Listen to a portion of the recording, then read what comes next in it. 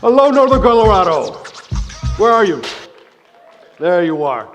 Wonderful. First and foremost, $8.9 trillion.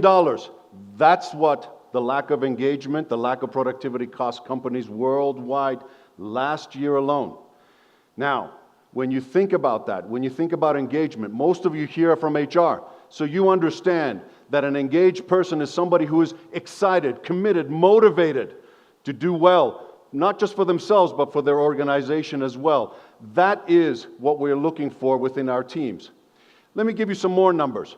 33, 51, 16. No, they are not my dimensions, although they could be. That is the trend that we're seeing with engagement so far. That 16%, 1 in 6, represents the people that are disengaged. The 1 in 3 represents the people that are engaged. Do you want to know what that means? Look to your left, look to your right. Only one of you is actually pulling their weight in your company. So what can you do to get more out of that? What can you do to be more competitive? Well, guess what? Engaged companies, well, they outperform their competition by a lot in sales, profit, and retention. All of those areas become their competitive advantage when it comes to engagement. And I've spent a lot of time researching this, and I found that there are four drivers that impact engagement. The need for us to feel valued, connected, productive, and supported to learn and grow. So what can you do day in and day out with your team? Start by making people feel valued. What does that mean? Create a safe environment. People need to feel safe, physically, emotionally, mentally, financially, they need to feel safe. Make them feel respected within your group. Show them how they can be included and belong so they can bring their best self to work for you. Show them your gratitude throughout this process. A simple thank you for the right reasons at the right time, telling them what you appreciate can go a long way, and they will give you more than what's expected. Then think about the need to feel connected. We are tribal creatures.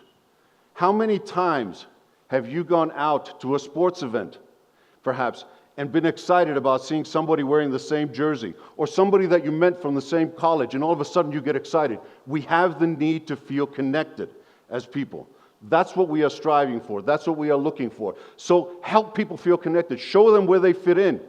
Build those connections between you and your people and each other to create that environment that's really going to make a difference for you. Because when people feel connected, they will give you more. They will give you that discretionary effort.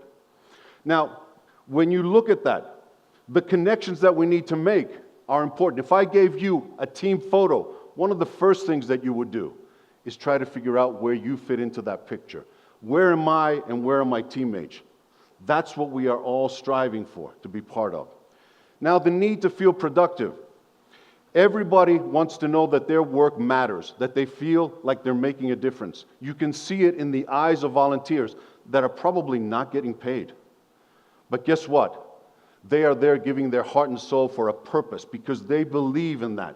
That's what your people need, to be inspired, to feel like what they're doing, even the most menial tasks, can make a difference. They contribute in some meaningful way. So invite them to contribute, not just consume your information and your orders and what they're doing. And never, ever, ever confuse busyness with actually moving the needle. That's the difference that people want to feel. Now, the final part, the final driver, the fourth one, is about feeling supported. I tell people water is a life force, but the difference between a swamp and a river is flow. People want to feel like there's movement in their career.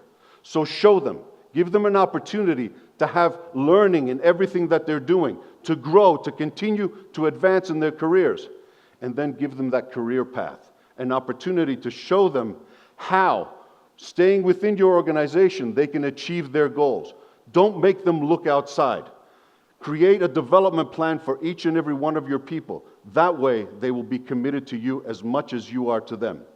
At the end of the day, the biggest takeaway that I want you to understand is that when you take care of your people, when you make your people your competitive advantage by creating that environment, they don't have to look elsewhere. The grass is not greener on the other side. The grass is always greener where you water it. So make sure that you take care of your little patch of grass. Make sure that you are helping to create that environment that is really going to make a difference. where people can be at their best, where people can feel excited, where you can ignite the fire in them without burning them out. Thank you.